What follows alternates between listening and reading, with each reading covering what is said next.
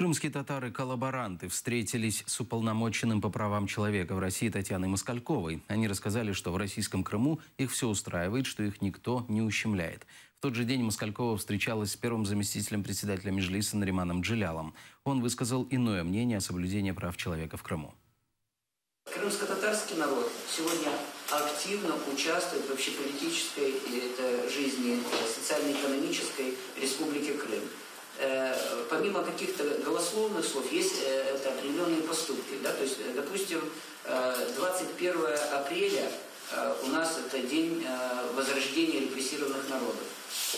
Указом главы республики эта дата стала общенациональным праздником для всех крымчан регионального уровня.